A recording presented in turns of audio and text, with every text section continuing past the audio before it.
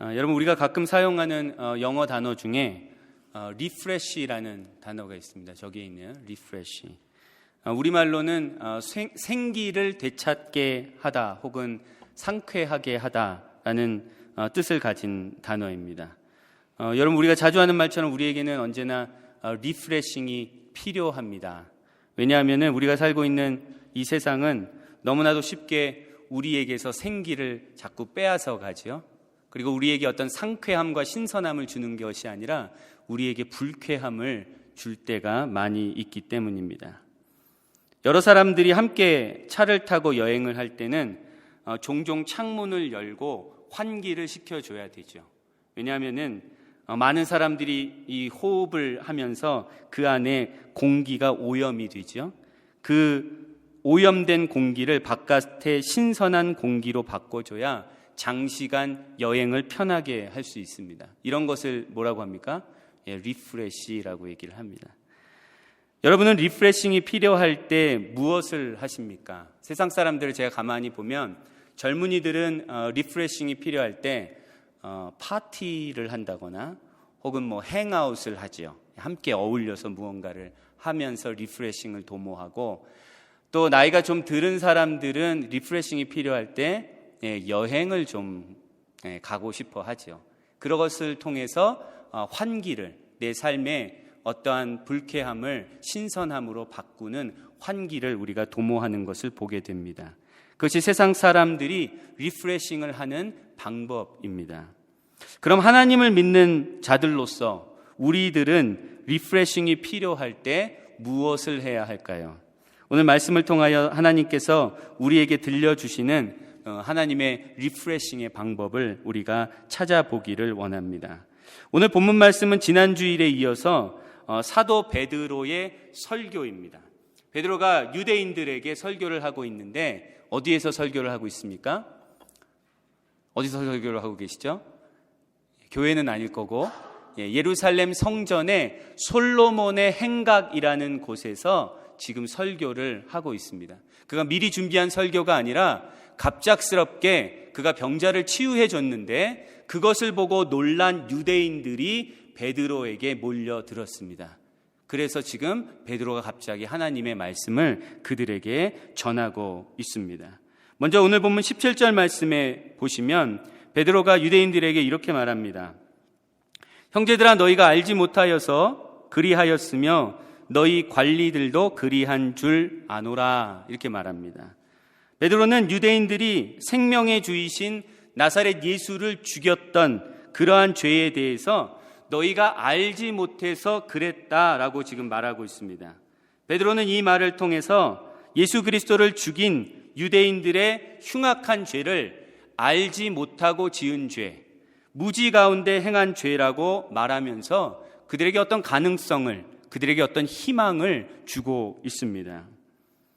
여러분, 예수님께서도 자신을 십자가에 못 박고 희롱하는 자들을 보시면서 그들을 위해 하나님 아버지께 기도하셨습니다. 우리가 잘 알고 있는 것처럼 아버지, 저들을 사하여 주옵소서, 자기들이 하는 것을 알지 못함이니이다 라고 오히려 그들을 위해서 기도하셨습니다. 아마 베드로도 성령의 충만함 가운데 우리 예수님의 마음을 품고 이 성전에 모여든 유대인들을 바라본 것 같습니다. 그리고 이어 18절에서 베드로가 이렇게 말합니다. 그러나 하나님이 모든 선지자의 입을 통하여 자기의 그리스도께서 고난받으실 일을 미리 알게 하신 것을 이와 같이 이루셨느니라.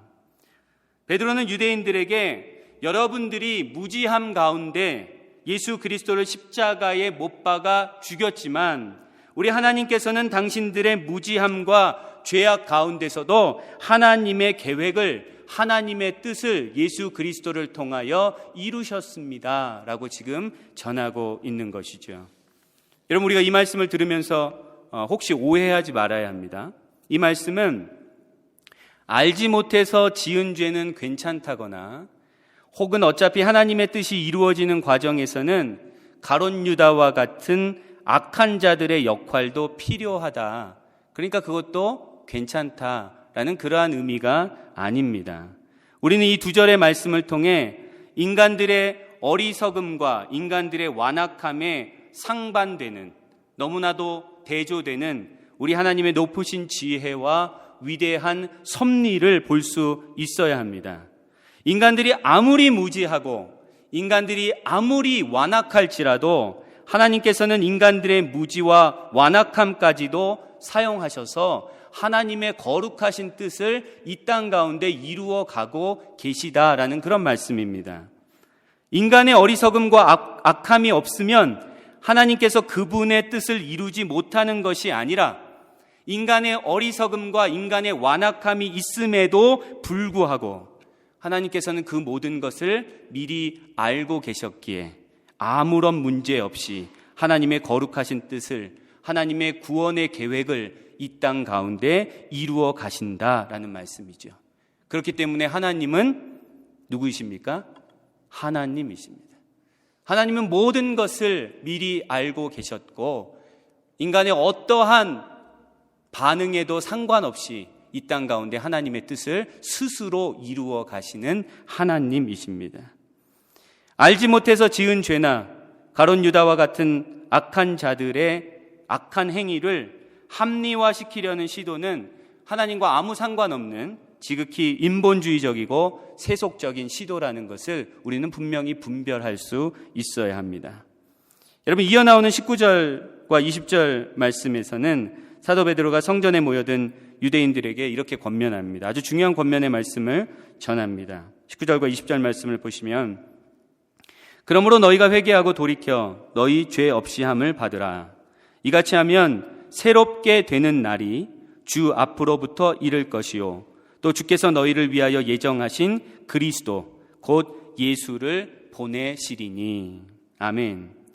사도 베드로는 성전에 모여든 유대인들에게 그들이 지은 죄, 그러니까 생명의 주이신 나사렛 예수를 십자가에 못 박아 죽인 죄를 회개하고, 지금이라도 회개하고 돌이키라고 권면하고 있습니다.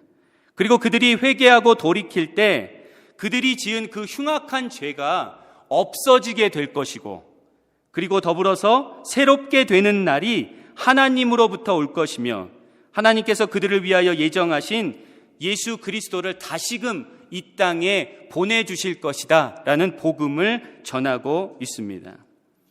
여러분, 죄를 지어본 적이 있으시죠? 예. 죄를 지은 자에게 가장 좋은 소식은 무엇입니까? 그 소식은 당신의 죄를 완전히 없던 것으로 만들 수 있다라는 겁니다. 제가 실수로 혹은 부지 중에 혹은 마음이 완악하여 어떤 큰 죄를 범했는데 그 죄는 여전히 남아 있습니다. 그런데 누군가가 그 죄가 없어질 수 있다. 그 죄가 완전히 지워질 수 있다. 그리고 당신이 새로워질 수 있다. 그러한 소식은 죄를 범한 사람에게 가장 기쁘고 가장 좋은, 가장 복된 소식입니다. 그런데 지금 사도 베드로가 유대인들에게 그것을 전하고 있는 겁니다. 여러분들이 무지하여 생명의 주이신 나사렛 예수 그리스도를 십자가에 못 박아 죽였지만 여러분들이 회개하고 돌이키기만 한다면 그 죄가 없어질 수 있습니다. 그리고 여러분들이 새로워질 수 있습니다. 그리고 장차 예수 그리스도를 다시 만나게 될 것입니다. 이러한 복음을 베드로가 전하고 있습니다. 여러분, 이 세상에서는 절대 그런 일은 없습니다. 이 세상에서 우리가 어떤 죄를 지었을 때 우리는 반드시 그 죄에 합당한 형벌을 받아야 합니다. 그리고 형벌을 받은 후에도 내가 지은 죄에 대한 기록은 쉽게 지워지지 않습니다. 내가 어떤 악의를 가지고 어떤 사람의 돈을 사기를 쳤습니다. 그러면 저는 그 돈에 대한, 그 죄에 대한, 사기를 친 거에 대한 벌을 마땅히 받아야 됩니다. 그리고 저라는 인간에게는 언제나 사기를 쳤다라는 그 죄에 대한 기록이 따라다니게 됩니다. 그것은 지울 수 없는 죄입니다. 하물며 우리가 운전을 하다가 과속이나 신호 위반으로 교통 위반 티켓을 받은 경우에도 그 기록은 우리를 계속 따라다니게 됩니다. 이 세상의 죄와 벌에 대한 이러한 이치를 생각하게 될 때 우리가 지은 그 무수한 죄를 회개하고 돌이키기만 하면 없이 해 주시겠다는, 완전히 지워 주시겠다는 하나님의 자비와 은혜가 얼마나 큰 것인지를 우리는 깨닫게 됩니다. 또한 하나님께서는 우리가 지은 모든 죄를 지워 주실 뿐만 아니라 우리를 새롭게 해 주시겠다고 오늘 말씀을 통하여 약속하고 계십니다. 우리는 회개와 돌이킴을 통하여 완전한 죄사함을 받고 하나님의 임재 가운데 날마다 새로워지며 우리 주 예수 그리스도께서 이 땅에 다시 오실 때에 주님과 같이 영화롭게 변화될 존재들입니다. 여러분, 회개라는 단어는 헬라어로 메타노이아라고 합니다. 지금 자막에 보시는 것처럼 저 가운데 있는 메타노이아가 헬라어로 회개라는 단어입니다. 그런데 저 단어를 이렇게 분절해 보면 저 단어는 메타라는 접두어와 노이아라는 어근으로 구성되어 있는데, 메타라는 접두어의 뜻은 영어로 after라는 의미이고, 노이아라는 말은 영어로 mind라는 말입니다. 그러니까 회개라는 것을 문자 그대로 번역을 하면 회개라는 것은 after mind 혹은 change of mind라고 말할 수 있습니다. 무슨 말입니까? after mind라는 말은 나중에 뒤늦게 생각하게 된 것, 그리고 생각이 바뀐 것이라는 뜻입니다. 그러니까 회개라는 것은 우리가 일반적으로 알고 있듯이 내가 행한 어떤 일에 대해서 하나님께 그저 미안한 감정을 갖는 것이 회개가 아니고, 회개는 본질적으로 생각을 바꾸는 겁니다. 그게 성경이 말하고 있는 회개입니다. 예를 들어서 오늘 본문 말씀에서 베드로의 설교를 듣는 유대인들에게 회개란 무엇입니까? 부활하시고 하늘로 승천하신 나사렛 예수가 바로 하나님께서 보내신 메시아, 생명의 주였다는 베드로의 선포와 증언을 듣고 나사렛 예수에 대해 가졌던 자신들의 잘못된 생각을 바꾸는 것이 회개입니다. 그들은 나사렛 예수에 대해서 어떻게 생각했습니까? 나사렛 예수는 당연히 십자가에서 죽어야 할, 벌을 받아야 할 신성모독의 죄인이라고 생각을 했습니다. 그런데 베드로의 오늘의 선포와 증언을 듣고 그분이 진정한 하나님의 아들이었구나, 그분이 메시아였구나 라는 것을 깨닫게 되고 그 생각으로 바꾸는 것이 바로 회개라는 것입니다. 그렇게 생각을 바꾸게 될 때 자신들이 무지하여서 나사렛 예수를 죽였던 죄에 대한 진정한 뉘우침과 하나님께 대한 돌이킴이 일어나는 것입니다. 여러분, 그런 의미에서 볼 때 회개와 믿음은 결코 분리될 수가 없습니다. 회개 없는 믿음이라는 것은 있을 수가 없습니다. 나사렛 예수를 그리스도로, 생명의 주로, 나의 구원자로 믿기 위해서는 반드시 그분에 대한 나의 생각의 변화가, 회개가 있어야 합니다. 그래서 오늘 본문 말씀의 뒷부분에 보면 사도 베드로가 자신의 설교를 듣고 있는 유대인들에게 그들의 회개를 위해서, 그들의 생각의 변화를 위해서 그들이 잘 알고 있는 구약 성경의 말씀들을 계속해서 인용하고 있습니다. 요약하면 이러한 내용입니다. 베드로는 유대인들에게 하나님의 아들 나사렛 예수 그리스도는 선지자 중에 선지자, 모세가 예언한 선지자이기 때문에 너희는 그의 모든 말을 들어야 한다고 호소합니다. 그의 말을 듣지 않으면 너희들은 모두 멸망하게 될 것이라는 구약 말씀을 인용하고 있습니다. 또한 유대인들에게 여러분들이 누구입니까? 여러분들이 바로 선지자들의 자손이요, 하나님의 언약의 자손이기 때문에 지금이라도 하나님의 말씀을 듣고 돌이키라고, 그 악함을 버리라고 말하고 있습니다. 여러분, 우리들 중에 혹시 아직 예수 그리스도를 믿지 않고 있는 사람이 있다면 그는 예수 그리스도에 대한 자신의 생각을 바꾸지 않았기 때문에 그렇습니다.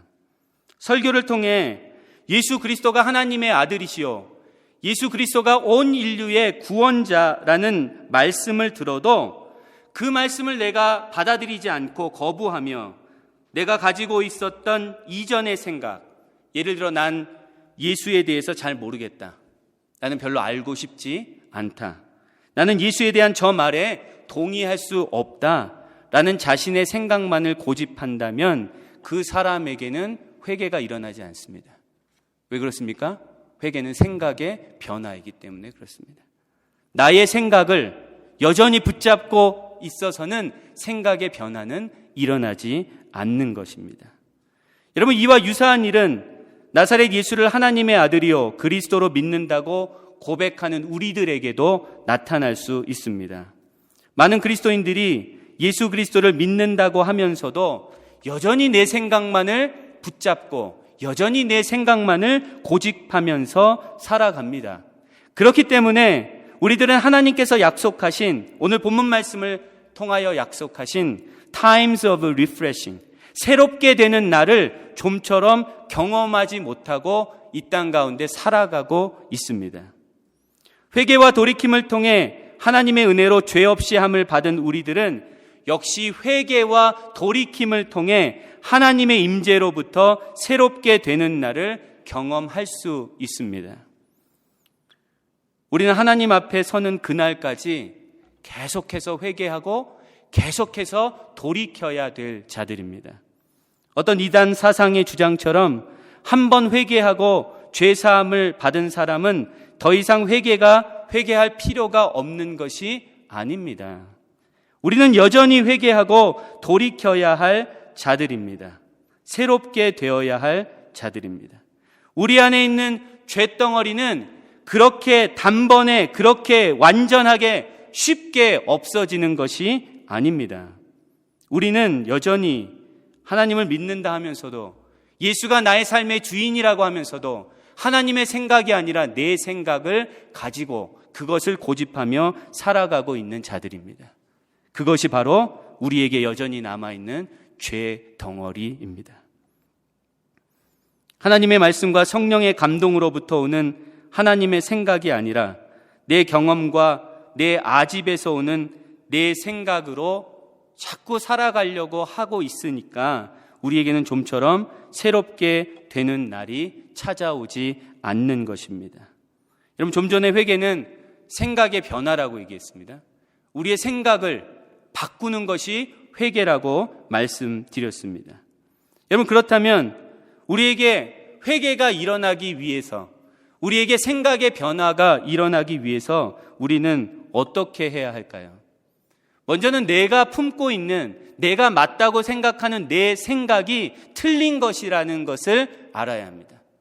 내가 나의 짧은 경험 가운데, 나의 짧은 지식 가운데 이것이 맞다라고 생각하는 모든 내 생각이 옳지 않다, 틀릴 수도 있다라는 것을 우리가 인정해야 합니다.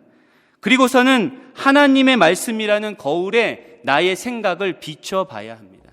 이것이 정말로 맞는 것인지, 이것이 하나님의 말씀에 비추어 합당한 것인지를 우리는 날마다 점검해야 합니다. 그리고 그것이 잘못된 것임이 드러나게 됐을 때 그것을 바꾸기 위하여 기도하며 힘써야 합니다.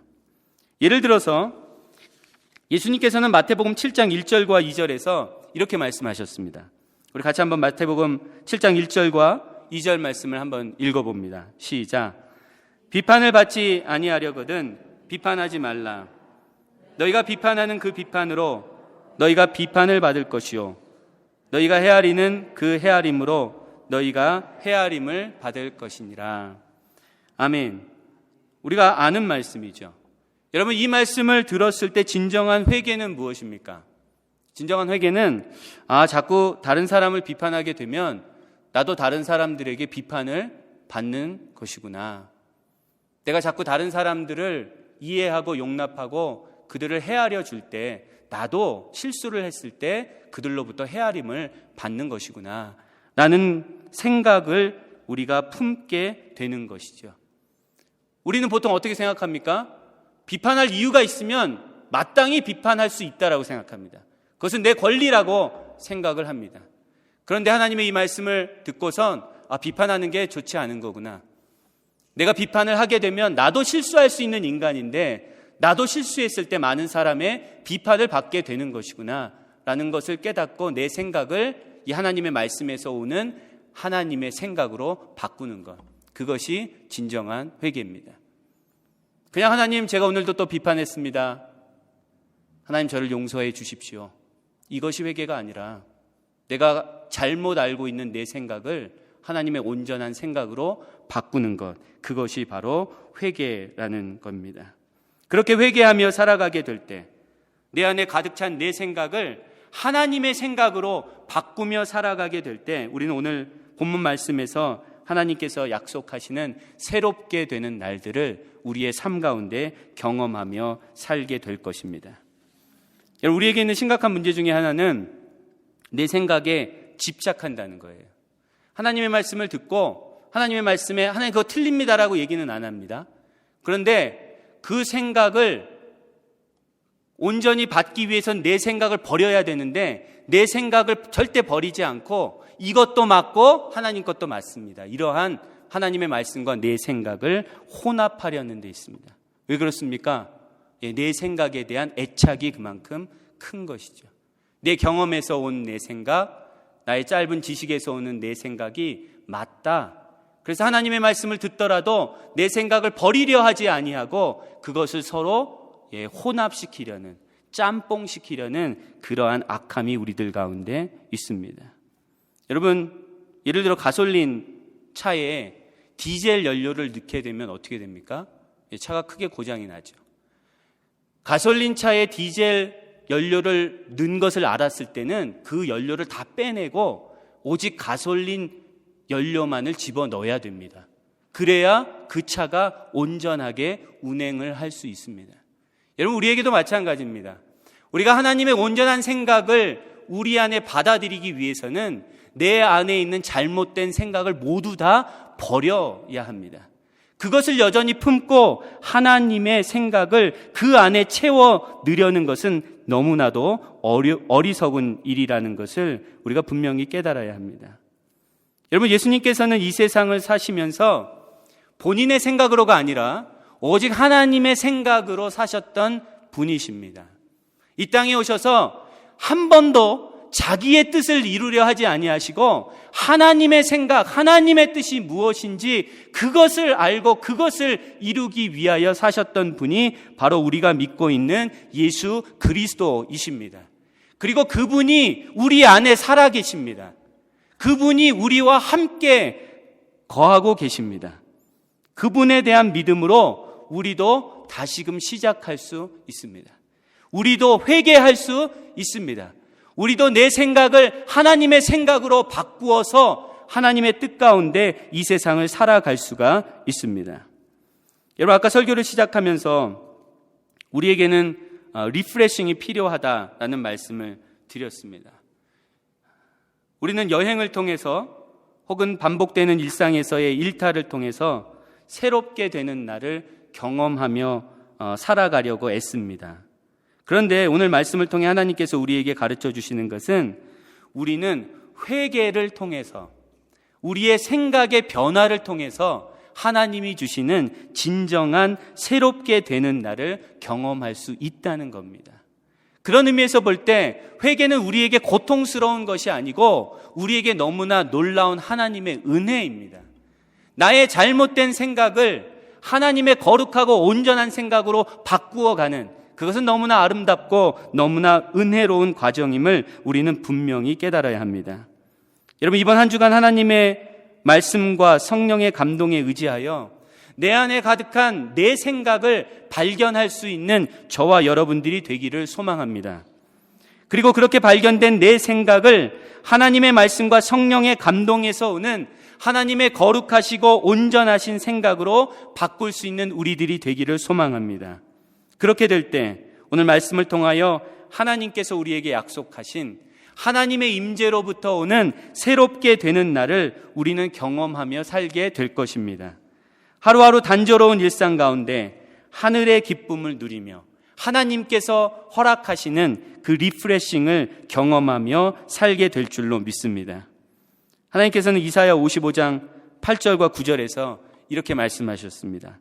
우리 같이 한번 한 목소리로 읽어봅니다. 이는 내 생각이 너희의 생각과 다르면 너희의 길과 다름이니라. 여호와의 말씀이니라. 이는 하늘이 땅보다 높음 같이 내 길은 너희의 길보다 높으며 내 생각은 너희의 생각보다 높음이니라. 아멘. 낮고 부정하고 세속적인 나의 생각을 하늘과 같이 높고 거룩하고 온전하신 하나님의 생각으로 바꾸어서 정말로 하루하루의 삶 가운데 하나님의 임재로부터 우리에게 부어주시는 그 새롭게 하시는 놀라운 은혜를 경험하며 살아갈 수 있는 저와 여러분들이 되기를 주님의 이름으로 간절히 축원합니다.